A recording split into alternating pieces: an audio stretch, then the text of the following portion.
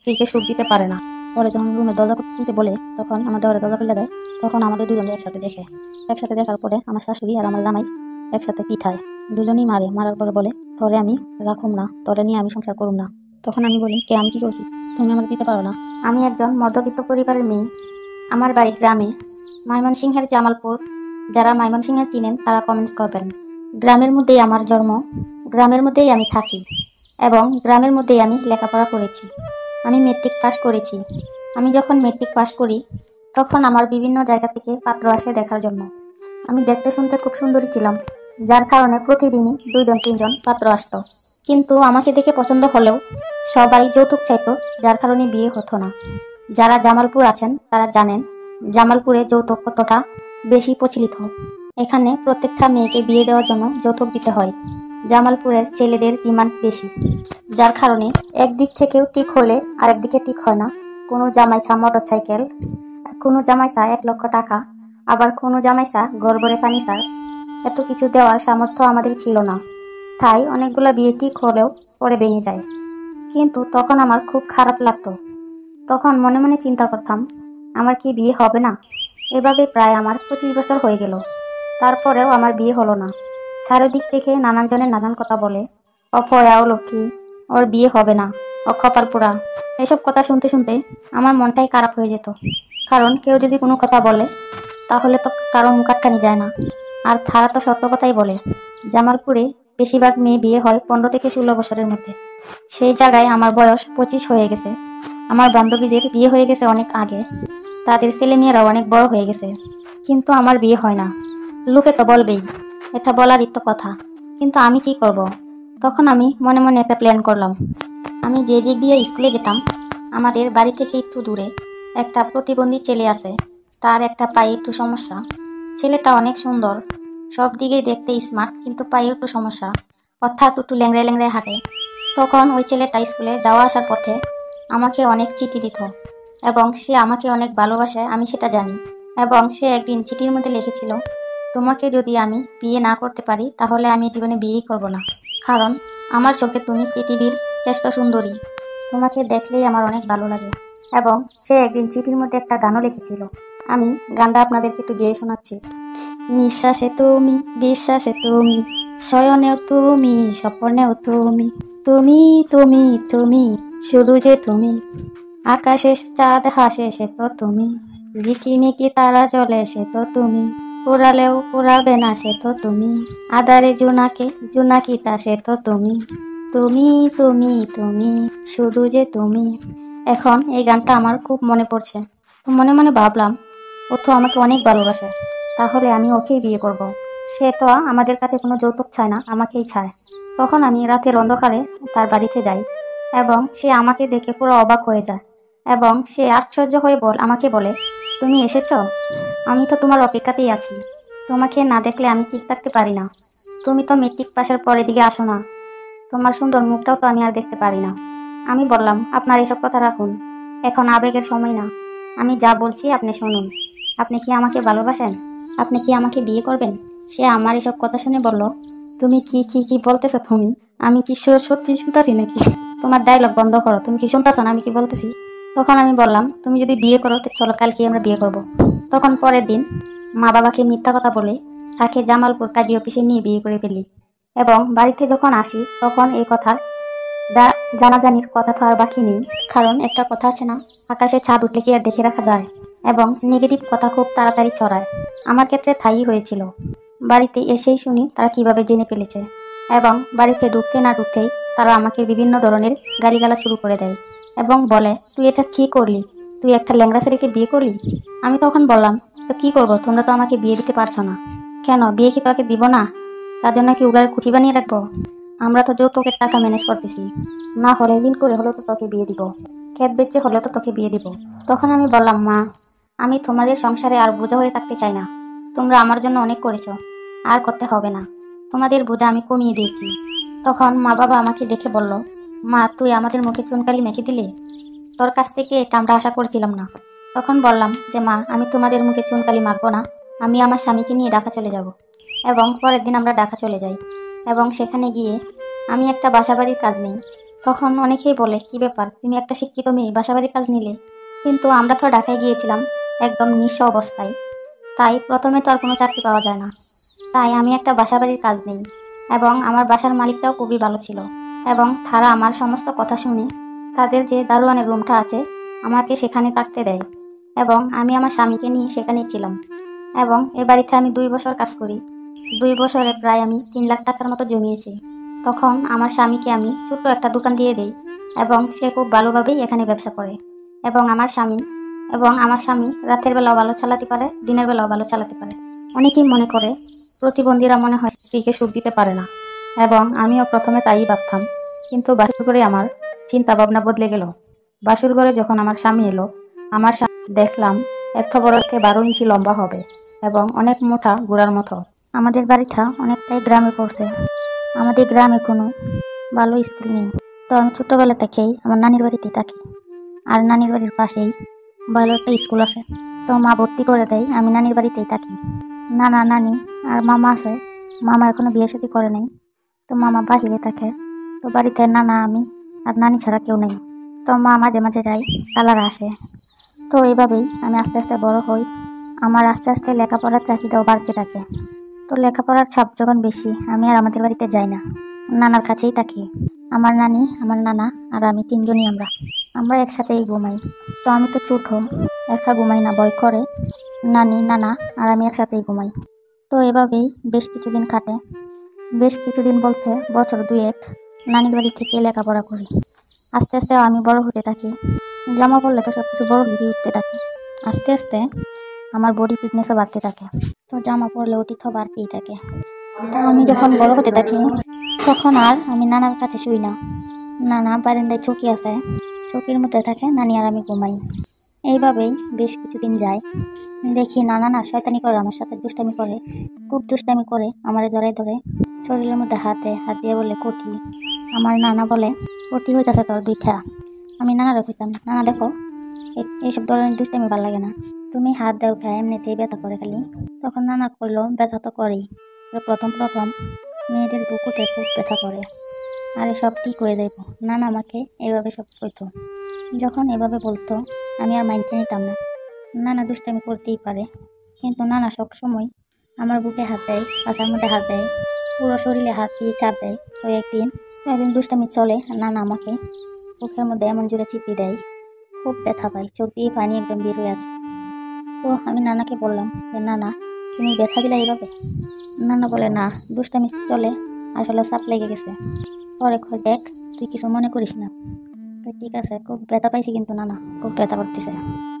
নানা বলে যে, সমস্যা নেই, আমি ওষুধ এনে দিতেছি, ব্যথা একদম সেরে যাইব। নানা বাজারে গিয়ে ব্যথার ওষুধ এনে দিল। তো ব্যথার ওষুধ যখন এনে দিল, তো আমি সেই দিন অসুস্থ, 2-3 দিন স্কুলে যাইনি। মা এলো, মায়ে বলতেছে তো বাড়ি থেকে ঘুরে আই। তো বাড়িতে আমার দাদা আছে, দাদি আছে। তো তাদেরকে দেখার জন্য বাড়িতে গেলাম। বাড়িতে 3 দিন 4 দিন থেকে এলাম। পরে নানা আবার যায় নিয়ে আসলো, বলতেছে স্কুল থেকে বকাবকি করতেছে যাওয়ার জন্য। তো নানা আমাকে গিয়ে নিয়ে আসলো। নানা যখন আনতে গেল, তখন নানাকে দেখে আমার কেমন জানি ডর ডর লাগলো, কিন্তু মার কাছে যে বলবো সেটাও বলতে পারতেছি না। আবার ভাবলাম হয়তো নানা দুষ্টামি করছে। তো মানুষে বলে নানারা দাদারা দুষ্টামি করে, হয়তো বা দুষ্টামি করছে। তো এটাই আর কি। নানা আমাকে নিয়ে আসলো বাড়িতে। পরে বলে, 4টা দিন তোরে সারা কেমনে রয়েছি। পরে আমি কই, কেন না, তুই যদি বাসায় না থাকস, বাসাটা কেমন যেন অন্ধকার লাগে, আর বাসার থাকলে তুই সবসময় চিল্লাপাল্লা করস, হাসি খুশি করস, ভালোই লাগে। তো পরে রাত্রে ঘুমাইলাম নানি আর আমি। নানা বাড়িতে থেকে আইসা রুমে ঢুকে ঘুমাইলো আমাদের সাথে, বলে 3 জনে একসাথে ঘুমাবো। তো আমি আর কিছুই মনে করলাম না, আমিও নানার সাথে নানির সাথে একসাথে ঘুমাইছি। তো আমি কি করলাম, নানা একসাথে এক সাইডে শুইলো, নানি মাঝখানে শুইলো, আমি সাইডে শুইলাম। নানির উপর দিয়ে হাত দিয়ে আমার বুকে হাত দেয়, বুকে হাত দিয়ে চাপ দেয়। যখন হাত দেয় তখন আমার ঘুম ভেঙে যায়, খুব ব্যথা পেলাম। তো আমি ঘুমের ঘরে যখন ব্যথা পেলাম, তাকায় দেখি যে নানার হাত তো আমার বুকের কাছে নাই, নানির হাত বুকের কাছে। পরে ভাবলাম হয়তো নানি হয়তো ঘুমের তালে কি নাকি করলো। কথাটা গায়ে লাগাইলাম না, কারণ রাত্রের ঘটনা। কিন্তু আমি দেখতেছি যে নানার এগুলো দিন দিন বাড়তেছে, বুকের দিকে নজর দিচ্ছে, সবসময় দুষ্টামি চলে হোক, আবার বুকে হাত দিচ্ছে, শরীরে হাত দিচ্ছে, কেমন জানি একটা নানা হয়ে গেছে, অদ্ভুত আচরণ আমার সাথে করতেছে। তো আমি এগুলো ফলো করি, কার কাছে বলবো, কারোর সাথে বলতেও পারি না। তখন আমি নানাকে বললাম যে নানা, তুমি এরকমভাবে আমার বুকে হাত দাও কেন মাঝে মাঝে? হাত দাও জুড়ে করে টিপ দাও, আমার ব্যথা লাগে না? নানা কয়, তোর সাথে দুষ্টামি করতেছি, মজা করতেছি, আর এটা নিয়ে তুই মন খারাপ করিস? মন খারাপ করিস না। আমি বললাম না না না, মন খারাপ না, কিন্তু আমার মনের ভিতরে যে তোমার নজরটা খারাপ। তখন হাইসা দিয়া বলল, আরে রে, এগুলো কিছুই না, তুই তো আমার নাতি, তোর সাথে দুষ্টামি না করলে কার সাথে করবো? তো এই বলে যখন যত দিন যাচ্ছে ততই বাড়ছে, যত দিন যাচ্ছে ততই বাড়তেছে। এক পর্যায়ে নানা আমার পাছায় হাত দেয়। তো আমি এক পর্যায়ে দেখলাম, নানাকে বললাম নানা। তখন বলে, তুই বাড়িতে যাবি, তোর স্কুল? আমি বললাম, কালকে তো শুক্রবার, আজকে তো বৃহস্পতিবার, আজকে আমাকে দিয়ে আসো, শুক্রবার থেকে আমি শনিবার একবার স্কুলে আসবো। পরে কয়, আচ্ছা ঠিক আছে। বাড়িতে গিয়ে খুব যন্ত্রণা করে, খুব বুক ব্যথা করে, এক পর্যায়ে অনেক ব্যথা করতেছে, ব্যথায় আমি টিকতে পারতেছি না। তারপরে আবার নানা এরকম মাঝে মাঝে ধরে, খুব ব্যথা করা। পরে আমি আমার দাদির কাছে এটা বললাম যে দাদি, এই ঘটনা, যে নানা না কেমন জানি আচরণ করে, শরীরে হাত দেয়। তখন আমার দাদি বলল, তোর নানা খুব খারাপ, আর একটা কথা বলি, তোর আর যাওয়ার দরকার নেই, আর গেলেও তোর নানার স্বভাব চরিত্র ভালো না। বড় ধরনের কিছু করার আগে তুই তোর নানার কাছ থেকে সাইড কাট। পরে আমি কইলাম, এগুলো কি মায়েরে কমু? তখন দাদি বলে, না, তোর মায়েরে কবি কিলাই, এগুলো শরমের কথা, এগুলো কোয়া লাগে না। যাই হোক, তুই আমার কাছে কইছিস, আর কারো কাছে কোয়ার দরকার নাই। এখন কিন্তু আমাদের বাড়ির সামনে ভালো ভালো স্কুল হয়েছে, তুই এদিকে এসে পড়াশোনা কর। সে তো তোর নানা, তুই যদি কিছু কইতে যাস, মানুষে বলবে নানা নাতি দুষ্টামি করতেই পারে, কিন্তু তুই যেভাবে বলতেছিস, এটা নানা নাতির সম্পর্ক না, তাতে তোর যত দিন যাইব তত পারবো। দাদির কথা শুনে আমি আর নানার বাড়ি যাওয়ার ইচ্ছা করে না। মায়ের বললাম, মা, আমার ওখানে থাকতে ইচ্ছা করে না, আমি এদিকে স্কুলে ভর্তি হব, আমার তোমরা এদিকে স্কুলে ভর্তি করো, আমি আর ওইদিকে স্কুলে যাব না। মায়ের কাছে কথাটা গোপন রাখলাম, বললাম না। তো একটা না 5-6 দিন স্কুলে যাই নাই। আমি এক কথাই বলছি যে আমি ওইদিকে স্কুলে যাব না, আমার যদি এদিকে স্কুলে ভর্তি করো তাহলে আমি এদিকেই ভর্তি হব। তখন এদিকে স্কুলে ভর্তি করলো, আর আমি নানুর বাড়িতেও যাই না, যাইলেও নানা থেকে অনেক দূরে থাকি। নানা যে সময় আমার চুইতে না পারে। তো অনেকের নানাই আছে এরকম চরিত্রহীন, কথার চলে এখানে যেখানে সেখানে হাত দেয়, তো এটা কিন্তু ঠিক না। তো আপনাদেরকে বলি যে নানার কাছ থেকে সাবধানে থাকবেন। হয়তো আজকে বুকে হাত দিছে, কাল তো অন্য কিছু হতে পারে। আমি যখন ছোট তখন আমার মা বিদেশ চলে যায় আমারে রেখে। বিদেশ যাওয়ার পরে আমার বাবা বাংলাদেশেই থাকে, আমারে নিয়ে মানে বড় করে আমার বাবা। তখন হলো কি, আমার মা বিদেশ থেকে 10-15 বছর হয়ে যায় বাংলাদেশে আসে না, খবর নেয় না। আমার বাবা কষ্ট করে কাজকাম করে আমারে রাখে, বড় করে লালন পালন করে। পরে মনে করেন যে আমারে লালন পালন করার পরে আপনার আমি আস্তে আস্তে বড় হই, দিন যাইতে থাকে। দিন যাইতে থাকে, তখন আমার বিয়ের বয়স হয়। তখন আমার মা আমার বাবাকে বলে, মেয়ে বড় হয়েছে, মেয়েকে বিয়ে দিতে হবে না, কিছু টাকা পয়সা জোগাড় করে। তো আমার মা আমাকে এতটা ভালোবাসতো না। আমার বাবাকে বলে, তোমার মেয়ে তুমি বিয়ে দাও, আমাকে বললে কোনো লাভ নেই। এই কথা যখন বলে, তখন মনে করেন যে তারা তারার মতো থাকে আর আমরা আমার মতো। তখন আমার বাবা নিজের একটা ঘোড়া ছিল আর একটু জমি আসছিল, তো সেটা বিক্রি করে আমাকে বিয়ে দেয়। ছেলে একটু আমার থেকে একটু বয়স বেশি না, একটু বড়।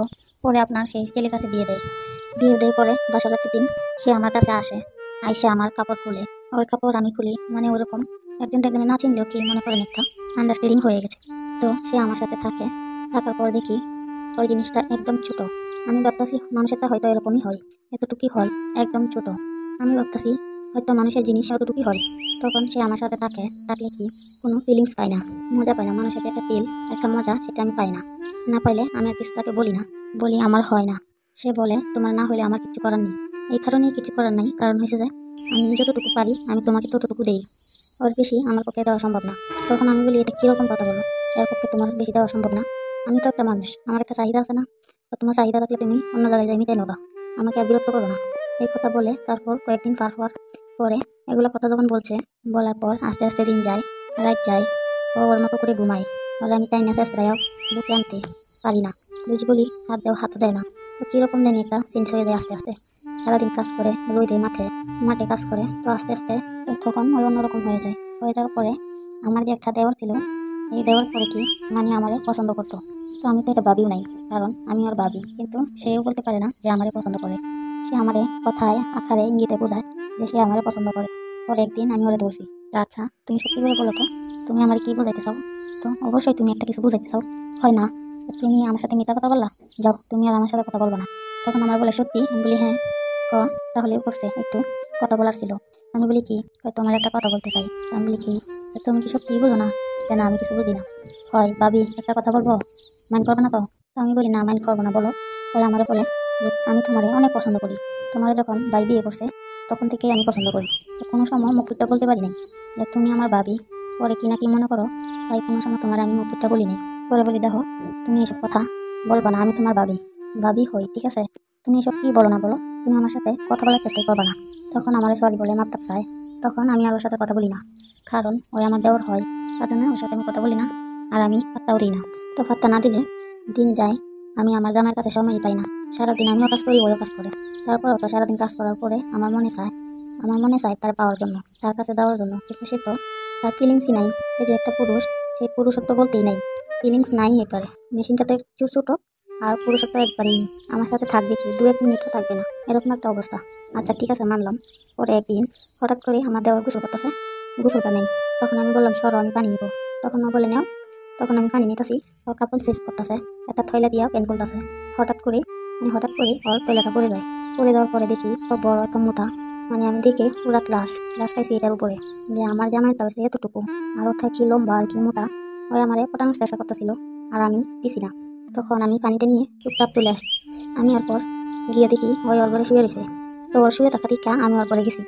যাওয়ার পর আমি ওরা বলতেছি যে একটা কথা বলবো তোমারে। পরে আমার বলে যে ভাবি আপনি আমার রুমে কি লেখিয়া, আপনি না আমার সাথে আর কথা বলবেন না? তখন আমি বলি যে দেখো সেদিনকার কথা ভুলে যাও, সেদিনকার কথা মনে না রেখা আমি তোমার একটা কথা বলি। তখন বলে যে বলো। আমি বলি যে কি বলবো তোমাকে, যে সেই দিন তুমি আমার অফার করছিলে না? তখন আমি ওর হাতে ধরে বলি সেদিন তোমায় আমার অফার করলে না? বলে হ্যাঁ, সেদিন আমি তোমার না বুঝা করছিলাম, তোমার যদি কিছু বলে এই জন্য। এখন সত্যি আমি তোমার পছন্দ করি, তুমি সত্যি আমার পছন্দ করো তো?